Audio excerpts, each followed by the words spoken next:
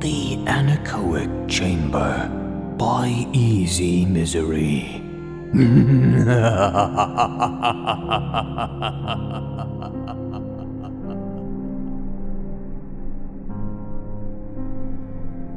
I signed up for the experiment because I needed all the extra money I could get.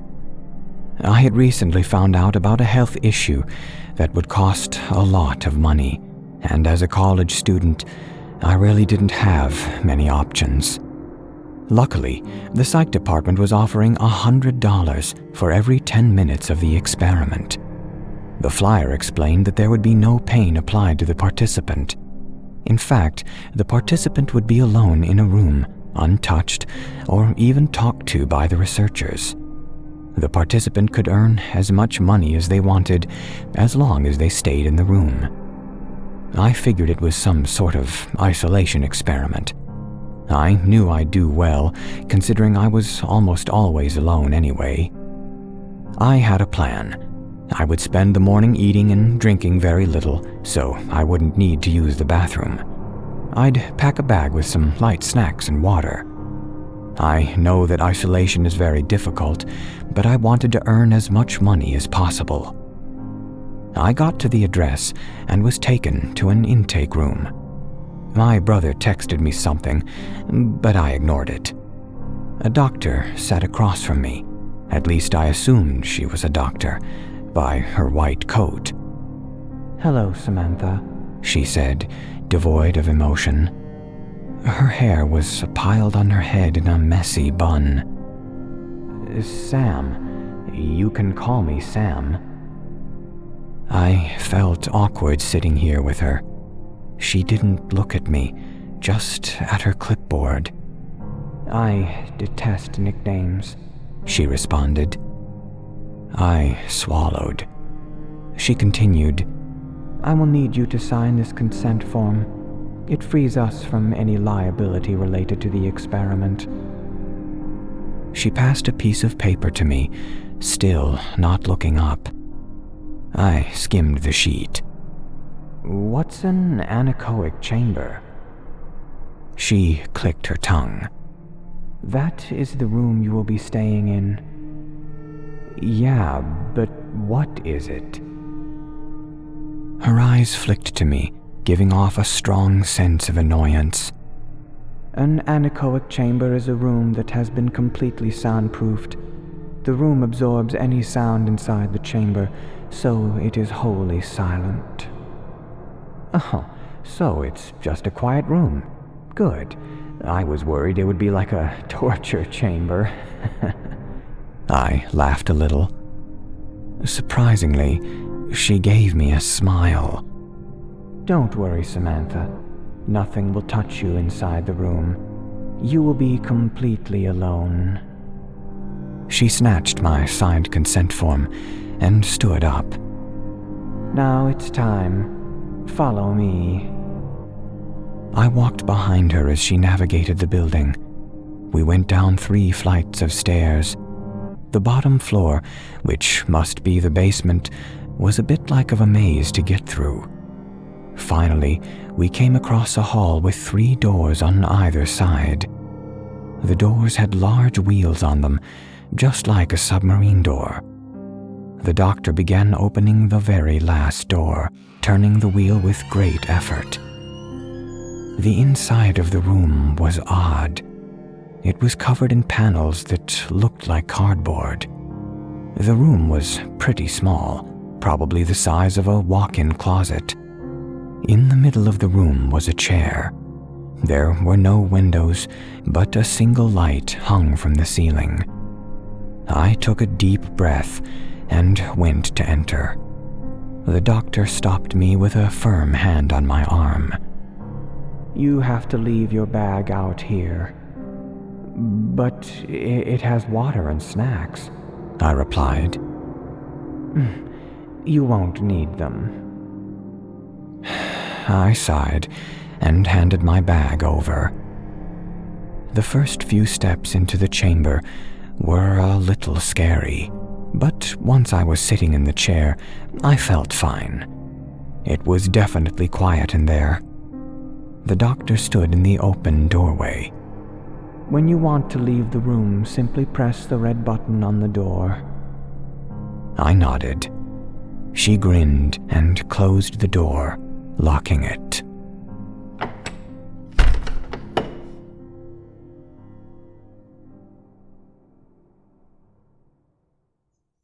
I sat there for a moment, pondering on what was going to happen. It sure was quiet. Before going into this room, I never understood the constant background noise that was always there. In the room, it literally was only me. I moved slightly against the chair, and the noise was a surprise. It boomed.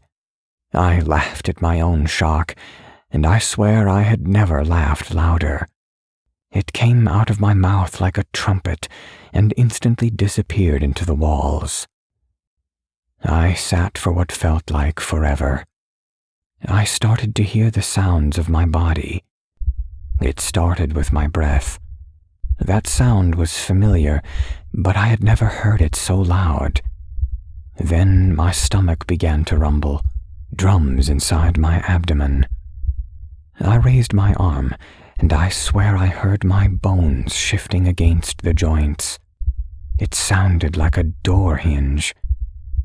The noise began to disturb me. I couldn't believe how loud it was. Did I always make this much sound? I was just sitting. The clamor was unstoppable. I closed my eyes, trying to stay calm. I focused on the most comforting sound, my breathing. In and out, in and out. But suddenly, my skin began to hum. It sounded like the buzz of a bug zapper. I tried my hardest to tune it out, but the buzzing just got louder. Soon, all of my organs were screaming. I could hear my heart banging inside my chest. Even my liver and kidneys made noise as they did their jobs. I folded in the chair, hands over my ears, tears coming to my eyes, but that only made the sound of my hands louder. So many little bones rubbing together, the hairs mixing, the skin of my ears humming. I even heard the tiny mites in my eyebrows skittering around. I dropped my hands and bit my lip. I knew there was a catch to this room, but I didn't expect the cacophony of noise. It was as if the volume of my body was turned all the way up. And then, suddenly, I heard something new, something small and bloody, moving up and down. I scanned the room and saw nothing. The small, wet thing was crawling? No. It was moving, but it seemed suspended in place. The smack of its damp appendages made me feel sick. I wanted to throw up. I wanted to push that red button. But I needed the money. I must have been there at least an hour, but I needed much more. Now the dripping sound joined the orchestra, like tap water, but thicker. The small, wet thing was still sickeningly moving. The thick water tapped slowly, as if sliding down a rock face. That's when I felt it. I lifted my dress and saw the blood running from between my legs. I screamed, but then I had to stop because it was deafening. The blood started flowing harder. The wet thing slid in on its own thick. I fell to the floor with my legs open. My breath was so faint because of all the other sounds. With one large push, the wet thing passed through me onto the ground. My mouth hung open. My thighs were covered in blood. I was so overwhelmed with the noise that I could only hear one booming uproar. With trembling hands, I picked up the wet thing. It was tiny and dripping with fluid. I pressed it to my face. I didn't know what to do. I stood shakily, leaning against the wall. With one last burst of energy, I fell against the red button. The wet thing was clutched to my chest. Blood covered the room. My senses were overloaded. I needed the door to be open. Suddenly, with a pop, the noises stopped. The door opened, and a flood of calm filled the room. I could hear the cars on the street, the sound of clothing, the clatter of the world. I looked at the doctor's eyes, still holding the wet thing. She was smiling. "That is new," she said in a satisfied tone. I was sobbing at this point. "Please, just give me my money. I have to go to the hospital." The doctor reached out and stroked the wet thing. I coughed with sobs. She locked her eyes with me. "You were only inside for 8 minutes and 32 seconds. You haven't earned anything." I started trembling. The doctor was impatient and rolled her eyes with me. I didn't earn anything?" "No." She helped me out of the room and closed the door behind me. I held the wet thing out in front of me. It slipped through my fingers and hit the ground with a smack. She sighed. "You made quite a mess, but at least we took care of your little medical issue."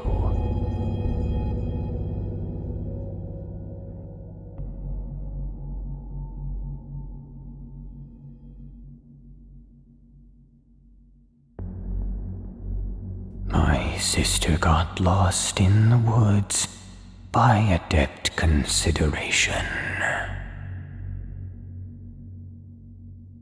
Or at least, that's what I told my parents. They wanted to get away for the weekend, so they left me in charge of Sarah. I am her primary babysitter, which is something I do not enjoy. But I'm 17 with a valid license, and I had to get certified to perform CPR when I got hired as a lifeguard at our community pool. I'm also free, which is the biggest perk in their eyes. Now, despite the fact that my social life had to take a back seat to Sarah far more than I would like, she's a pretty good kid. She's actually a lot of fun to hang out with. She's 6, but she's smart. She also likes adventure. Last year, around Halloween, she begged and begged for us to take her through a haunted house. My parents kept refusing. They thought she'd get nightmares or something. Being the good big brother that I am, I snuck her off and took her through the damn thing. She loved it. Like, really loved it. She would squeal and giggle when the blood-soaked zombies ran out at her. I got into a lot of trouble with my parents over that one, but it was worth it. When my parents decided to go away for the weekend, Sarah asked me if I would take her on an adventure through the woods while they were gone. I decided to kill 2 birds with 1 stone and promised her a camping trip, so long as she didn't tell our parents. Though they had accepted that she was fearless, they wanted her to wait until she was a little older before she stayed out in the woods all night. I was trying to be the cool, big older brother. They left Thursday night after tucking her into bed. They made sure to go over the list of emergency numbers with me, despite the fact that they never changed. They made sure to tell me that she needed to be in bed each night by 9, despite the fact that they knew I would let her stay up later. It was their routine. Friday morning, Sarah woke up to see all the camping gear set out and ready. Her eyes lit up, and I could barely get her to sit down for breakfast. She wanted to go, and she wanted to go right then. So we went. Our house is right on the border of the woods, so we didn't even really need to go far to get there. I led us about an hour and a half in, and set up camp where we landed.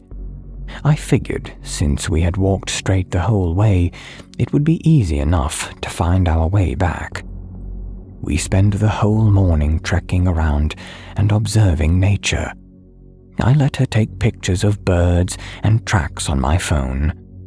She had this little journal that she carried around with her everywhere. She would occasionally stop and scribble a little passage inside.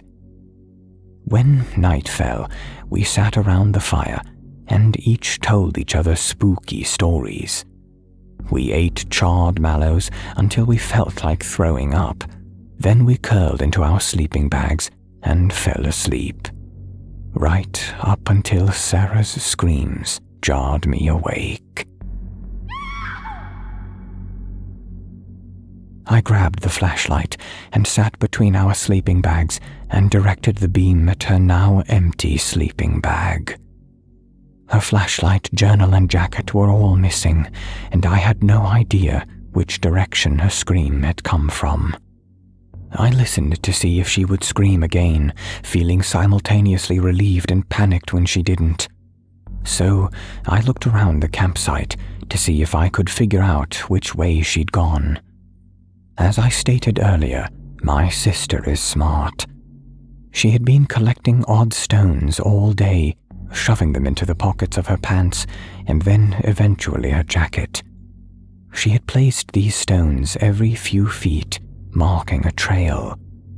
I don't know if she intended for me to follow it, or if it was how she was going to find her way back. I didn't care. I walked briskly as I could, following her little trail of stones, until I found her. It would have taken a good 45 minutes for me to reach her. When I found her, I was ticked. She was standing in the middle of the clearing, staring at this giant of a tree. The thing was huge, way taller than any tree I have ever seen. It had this massive hollow in the middle. The thing could have fit a trailer in it. She was just standing there, still as could be, staring up into it. I started yelling at her when I stomped forward. I told her that she was in big trouble and we were leaving as soon as I could get her back to camp. I made it halfway to her before I was halted in my tracks. This thing started to unfold itself out of the hollow. First an arm came. It was long and sinewy. This thing's arm was bigger than a tree branch. It was covered in this coarse-looking black fur, but there were raw spots, like when a dog has mange. And the paws. Paws are the only word I have for it. They were as big as a car. It had these thick, dirty talons. I took a step back when it placed that paw onto the ground. Where the claws struck the dirt, it gorged craters as it tightened its grip. My eyes wandered up to the shoulder, and I watched it bend a bit so that it could stick out its head. The face was disgusting, but I couldn't look away. Its eyes reminded me of a bat, but they were this sickly green color. They sort of bulged out from its skull. It had a muzzle like a dog, but the nose was kind of like a cat. Its fangs were too long to fit in its mouth. It was like the skin was too short to cover them. They were just sticking out there in this permanent grin. Everything about it was wrong. I watched in silence as it lowered its face to meet Sarah. I wanted to call out to her or grab her and run, but my legs refused to carry me closer, and I couldn't make the words come out. It sniffed her. The breath came out so forcefully that it blew her like she was caught in a windstorm. I watched as my baby sister defecated herself then. I have never seen her in such a true state of fear, just exhilaration. I knew she was truly afraid then. Her little body started to shake, and I heard the sobs rip from her chest. She tried to run. I don't know what happened after that. I took off running myself. I ran the whole way home. I hate myself for it. I know you will hate me for it, and I deserve that hate. I left my little sister when she needed me the most, because I was too big of a pussy to do anything else. Once I caught my breath, I called my parents and then the police. I told them all that she had gotten lost. I knew no one would believe me if I told them about that creature. No way. My parents raced home, and the police did what police do. They opened up an investigation, and they've had search parties combing through the woods all week. I led them to our camp spot and showed them her trail of rocks. We didn't find the clearing. It's gone. Instead, they found her bloodied journal laying in the thicket. The trail ended there. It's been 7 days since that thing took my sister. I wish I could have been brave enough to stay with her. Then it could have taken me too.